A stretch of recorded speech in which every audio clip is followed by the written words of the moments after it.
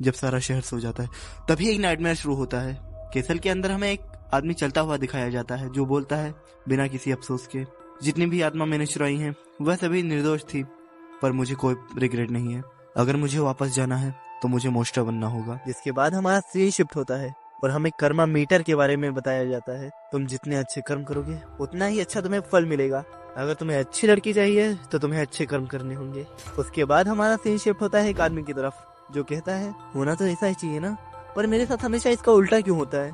जब भी मैं कर्म करने जाता हूँ किस्मत मेरे साथ कांड कर देती है। उसके बाद हमें वही आदमी कहीं चलता हुआ दिखाई देता है जो कि बता रहा होता है मेरा नाम पार्क सियोजुन है और मैं 25 का हूँ और मैंने अपनी पूरी लाइफ अच्छे कर्म करने में लगा दी। इसके बाद वो हमें अपने बचपन की कहानी बताने लगता है। जिस सीढ़ी से वो पेड़ पर चढ़ता है उसके दोस्तों के पैर लगने की वजह से वो सीढ़ी गिर जाती है और वो पेड़ पर फंस जाता है।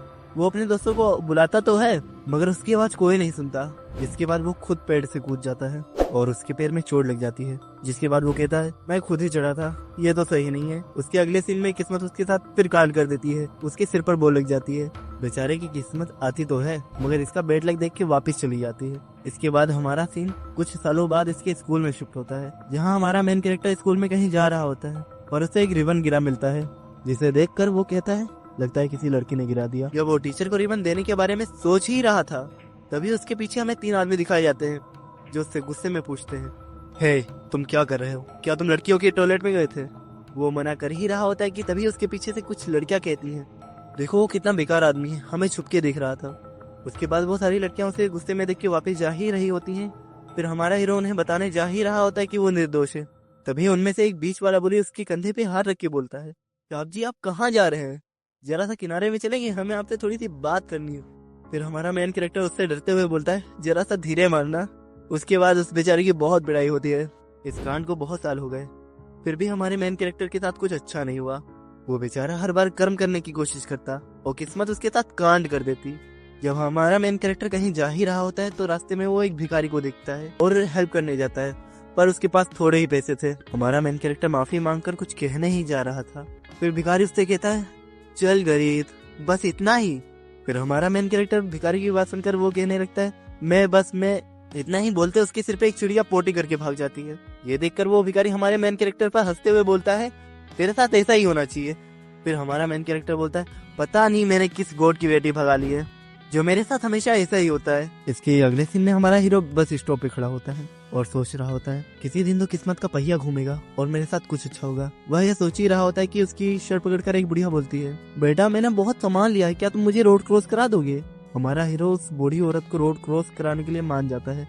यही उसकी जिंदगी की सबसे बड़ी गलती थी। रोड क्रॉस करने के बाद उस बूढ़ी औरत के हाव भाव ही बदल जाते हैं और वो बूढ़ी औरत हेल्प हेल्प करके चिल्लाने लगती है। वो बूढ़ी औरत चिल्लाते हुए कह रही होती है कि बचाओ बचाओ ये मुझे छेड़ रहा है। वहीं खड़े कुछ लोग कहते हैं हे भगवान कितना घिनौना इंसान है रे तू, दादी को परेशान कर रहा है, कोई पुलिस बुलाओ। यह सुनकर हमारा हीरो डर के ये कहकर भाग जाता है मैंने कुछ नहीं किया, मैं तो उस बूढ़ी औरत को सिर्फ रोड क्रॉस करा रहा था। उसके बाद हमारा हीरो हांफते हुए कहता है ये तो मेरा श्राप बन चुका है, ये मेरे साथ ही क्यों होता है। तभी धड़ाम से उसके सिर पे एक गमला गिर जाता है। हमारा मेन कैरेक्टर गिर जाता है और दर्द में कहता है मैं तो सबका सिर्फ अच्छा ही कर रहा था। तभी हमारे हीरो के सामने एक परछाई नजर आती है। वो परछाई उसी बुढ़िया की थी जिसकी हमारे मेन कैरेक्टर ने मदद की थी। वो बुढ़िया हमारे मेन कैरेक्टर को ठरकी कह के मारने लगती है।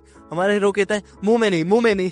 तभी वो बुढ़िया हमारे हीरो को पीट पीट के मार डालती है। तभी हमारा सीन शिफ्ट होता है एक जगह पर जहाँ पूरा अंधेरा था। हमारा हीरो कहता है क्या मैं मर चुका हूँ। तभी हमारे हीरो के सामने एक बहुत तेज रोशनी में एक एंजल प्रकट होता है जो कि हमारे हीरो से कहता है माँ के लाडले कैसे हो। हमारा हीरो उस एंजल को देख के कहता है मेरा नाम गवेल है और मैं एक आर्क एंजल हूँ, मैं तुम्हें तुम्हारे कर्मों की पनिशमेंट देने आया हूँ। फिर हमारा हीरो डर के कहता है मैंने तो सिर्फ जिंदगी भर अच्छे कर्म किए हैं, फिर मेरे साथ ऐसा क्यों हो रहा है। ये सुनकर हमारा आर्क एंजल कुछ सोचता है। आर्क एंजल कहता है ये तो सच है, लगता है तुम्हारी संख्याएं नहीं जुड़ रही हैं। फिर वो तराजू में देखने लगता है पर हमारे एमसी के सारे गुड डेट्स बैड डेट्स में बदल जाते हैं। फिर हमारा एंजल पार्क स्यूजन से कहता है अरे यार लगता है मेरे सिस्टम में ही कुछ गलती है। फिर एंजल हमारे पार्क स्यूजन को कर्मा के बारे में बताने लगता है कि सभी प्राणियों के पास उनका कर्मा होता है जिसके कारण उनके पास पॉजिटिव एनर्जी रहती है, पर तुम्हारे केस में कुछ अलग है, तुम्हारे सारे कर्म पलट चुके हैं। हमारा एमसी कहता है इसकी तो अब तो मेरे एल लगने वाले हैं, अब मुझे सारी जिंदगी नर्क में सड़ना होगा। ये सुनकर हमारा एंजल हमारे एमसी से कहता है बात तो सही है, अनंत कालों के लिए तुम्हारा नर्क इंतजार कर रहा है। ये सुनकर हमारा एमसी रोने लगता है। फिर एंजल बोलता है लेकिन तुम चिंता मत करो, क्योंकि मैं अपने बनाए हुए किसी भी जीव को अकेला नहीं छोड़ता, मैं तुम्हारे लिए कुछ करता हूँ। इसके बाद एंजल हमारे एमसी के सामने बहुत सारी ब्रह्मांड खोल देता है और एमसी से कहता है, मैं इनमें से किसी भी ब्रह्मांड में तुम्हें रिकार्नेशन दे सकता हूँ, पर तुम्हारी पृथ्वी पे वापस नहीं भेज सकता, क्योंकि तुम्हारी दुनिया में कोई मैजिक नहीं है और कोई मर के वापस नहीं आ सकता।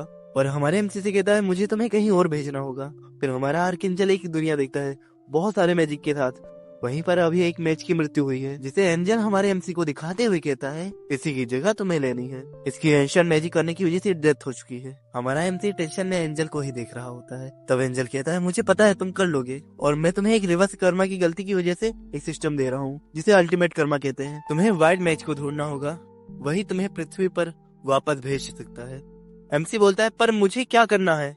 एंजल कहता है, मुझे नहीं पता, यूनिवर्स में कुछ भी हो, मैं कुछ नहीं कर सकता।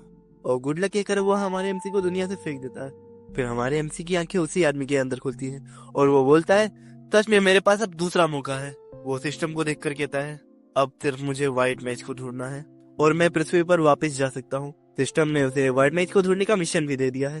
फिर वो चलता हुआ आईने के पास खुद को देखने के लिए जाता है। कहता है, मैं बुरा तो नहीं लग रहा और एक अच्छे आदमी की तरह लग रहा हूँ। इस आदमी के मुस्कान के पीछे कितना अंधेरा है। फिर वो गेट से बाहर निकल जाता है और वो जो देखता है उसके होश उड़ जाते हैं। उसके सामने सिर्फ डीमंस खड़े थे जो उसे अपना लॉर्ड कह रहे थे। तभी उसके कंधे पर एक गोब्लिन हाथ रखकर कहता है, मेरे लॉर्ड, जब आप सैनिकों के सामने हो तो अपनी कैप मत भूलो। तभी वो गोब्लिन हमारे एमसी के बारे में बताते हुए कहता है, ऑर्क, डीमन, गोब्लिन। तभी लोग मेरे लॉर्ड के सामने झुककर नमस्कार कीजिए, जिसने अपनी जिंदगी में कभी अच्छे काम नहीं किए और जो खुद एक इवल रिइंकार्नेशन है, जिसका नाम है द ग्रेट ब्लैक मैज। यहीं पर हमारा एपिसोड 1 खत्म होता है। अगर आपको इसका एपिसोड 2 चाहिए तो हमारे चैनल को सब्सक्राइब करके कमेंट में बता देना, इसका नेक्स्ट पार्ट में अपलोड कर दूंगा। तब तक के लिए बाय बाय, सायोनारा।